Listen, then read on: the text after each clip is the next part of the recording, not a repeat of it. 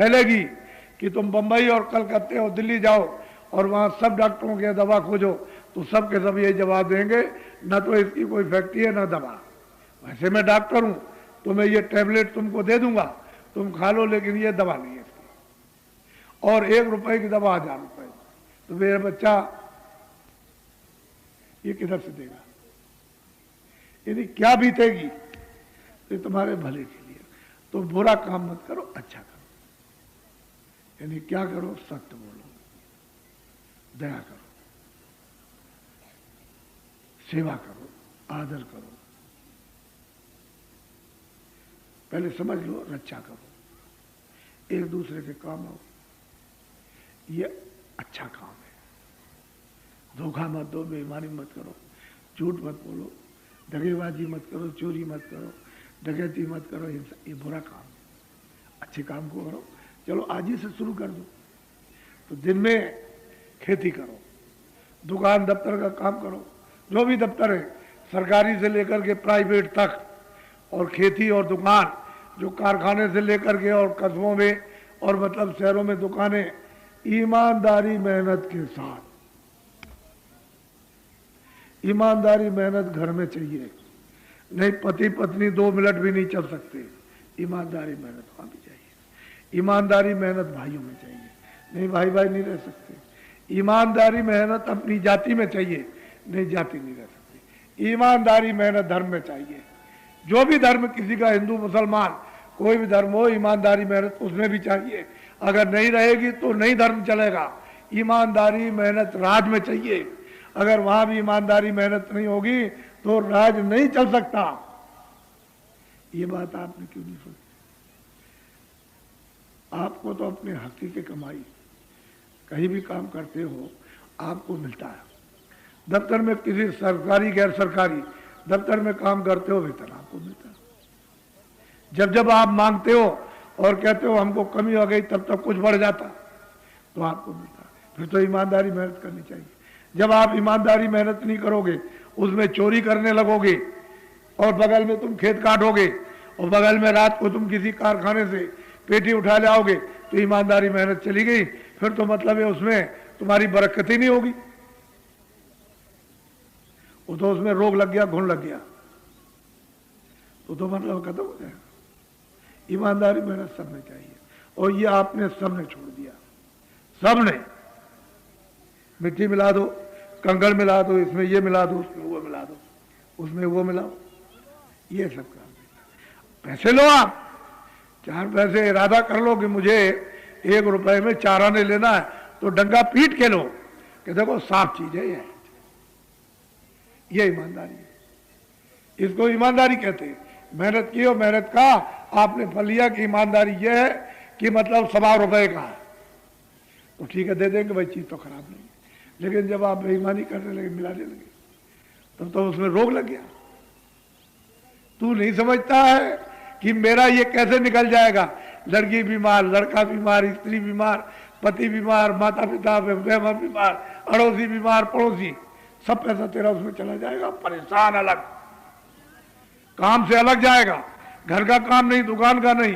तो ईमानदारी मेहनत बहुत बड़ी चीज है। वो मनुष्य का सबसे बड़ा खंभा है, और वो आप लोगों ने सबने छोड़ दिया। तो मैं तो आपको संकेत दे रहा हूं कि दिन में काम करो और बच्चों की सेवा। इतना जरूर है कि शाकाहारी रहो। ए मनुष्य इंसान हो, शाकाहारी हो जाओ। शाकाहारी, शाकाहारी का मतलब समझ लो, जितने मोटे महीन अनाज और मोटी महीन सब्जी, मोटे महीन फल, आप घी दूध दिन में 100 बार खाओ। आप नर नारी बच्चे बच्चियों को मना किया जाए तब ये कहना, तो आप इसको खूब खाइए, आप कौन मना, लेकिन अशुद्ध आहार नहीं। हे बच्चे बच्चियों, अशुद्ध आहार मत, अशुद्ध आहार मत करो। किसी आदमी को, किसी बच्चे को, किसको, किसी जानवर को, किसी पंछी को, किसी को, अरे अशुद्ध आहार नहीं। अशुद्ध आहार से अशुद्ध बुद्धि, फिर बीड़ी तंबाकू हुक्का पियो, मैंने तो कभी पिया नहीं। हे बच्चों, ऐसा कोई नशा मत करो जिससे तुम्हारी बुद्धि पागल हो जाए, तुम घर में किसी बहू बेटी को, माँ को नहीं पहचान सकते, अगल बगल में बुद्धि पागल हो जाएगी। उस पागलपन में चले जा रहे हो, गड्ढा मिलेगा, पैर पड़ेगा, टांग टूट जाएगी, टांग टूट जाएगी और सिर लड़ जाएगा, फट जाएगा, मर जाओगे। बताओ पैसा कहां से आएगा? ये ऐसा वैसा ना रामायण कहती है, ना महात्मा कहते हैं, ना कुरान कहती है। मेरा आपके वैसा कर बीड़ी तंबाकू हुक्का दियो। लेकिन जो बच्चे 18-20 साल के हो गए, बीड़ी तंबाकू हुक्का नहीं पीते, अरे बच्चों तुम कभी भूल कर मत पीना, ये बुरी आदत है। जो पीते हैं उन्हीं को पी लेने दो, तुम मत पीना। अगर जीवन अपना चाहते हो, रोज तुम चिल्लाते हो, देखो ये स्कूल है, ये बच्चे पढ़ते हैं, छात्र, तुमने इनके बारे में कुछ सोचा? मुझसे सांप कहलाना चाहते हो और कुछ दे दूं तो मिर्चे लग जाएंगे आपको। तुमने इनके बारे में कुछ सोचा? जिस समय पर तुमको देश आजाद हुआ था, उस समय पर बड़े बड़े लोगों को शिक्षा देनी चाहिए थी कि देखो भाई, अब तो देश हमारा आजाद हो गया, अब तुम्हारे हाथ में सब कुछ आ गया, फौज आ गए, खजाना आ गया, कागज पत्तर, कोर्ट कचहरी, सब कुछ आपके हाथ में आ गया। तो इनसे कहते हैं देखो भाई, कारखाना आपका, ये दुकानें सब आपकी, ये खेती आपकी, ये सब रेल बस आपकी, ये जितने दफ्तर हैं छोटे बड़े, सरकारी गैर सरकारी, सब आपके, ये स्कूल आपके, ये सब आपके, अध्यापक आपके, जितने बच्चे इसमें पढ़ते हैं सब आपके। ये सबको बोध यानी ज्ञान कराना चाहिए था राष्ट्रीयता की, भक्ति का और सेवा का। तो क्या होता है इससे मालूम आपको कि जितनी आपने मेहनत की है, वो जो आमदनी आपकी हुई थी वो सुरक्षित रहती और वो आपके काम आती, लेकिन तुमने समझा नहीं। ये सब दुकानें सब, मान लो कि हमको दवा की जरूरत है, बीमार है, गए आप गांव में कि भाई हमको दवा चाहिए, उनका भाई कल तो लोग आए थे, जला गए, तो दवा कहाँ है?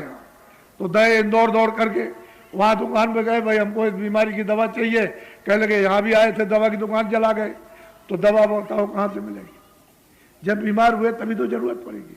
कहीं बस में जाना, कहीं रेल में जाना, तो चीजें तो सब आपकी हैं, सब आपके काम आएगी। ऐसा क्यों समझते हो? कोई शादी विवाह है तो दुकान पर जाओगे, घर में रखो रहोगे, सामान खराब हो जाएगा। दुकान पर रहते हैं, एरते फिरते पान की तरह से एरते फिरते रहते हैं, सामान ठीक रहता, तो आप गए ले आए जा करके, तो जरूरत पर वहीं जाओगे, सामान ले आओगे जा करके। तो ये सब आपकी चीजें थी। लेकिन आपने क्या कहा? बस तोड़ दो, रेल तोड़ दो, स्कूल तोड़ दो, बच्चे मार दो, मास्टरों को मार दो, इन दुकानों को जलाओ, कारखाना जला दो, इसको कर दो और उसको जलाओ, दफ्तरों को जला दो और दफ्तरों के कर्मचारियों को मार दो, तो चारों तरफ से और क्या मिलेगा तुमको? स्वर्ग मिल जाएगा। तो 47 सालों में आपने क्या किया है कि ये सब अपनी आमदनी, जो खेती, दफ्तर, दुकान, कारखाने, रेलों की, बसों की, हवाई जहाजों की और बिजलियों की, सब को भस्म कर दिया। हे बच्चा, कुछ नहीं रह गया। मेरे दिल से पूछते, कुछ नहीं रह गया। तब ये भगे कि भाई किसी तरह से ये कैसे राजकाज चलेगा। तो बाहर गए, कहा हमारा देश बड़ा गरीब है और आप अपने देश से कुछ कर्जा दे दो। तो विदेशों से ये कर्जा मांग के ले आए। कितना ले आए ये तो आप विद्वानों जानो, मुझसे इससे मतलब नहीं, लेकिन कर्जा ले आए। मैं तो इतना ही जान सकता हूं कि कर्जा आप दे नहीं पाओगे। जब ब्याज ही नहीं दे पाते हो, कर्जा देना बहुत मुश्किल है, विदेशी कर्जा। फिर ये बताओ आप कि कर्जा कौन देगा? क्योंकि विदेशी तो कर्जा छोड़ेंगे नहीं भारत से, जो भारत को दिया हो तो छोड़ेंगे नहीं। तो ये सब एमएलए चले जाएं और एमपी चले जाएं, सब हट जाए तो ये दे देंगे?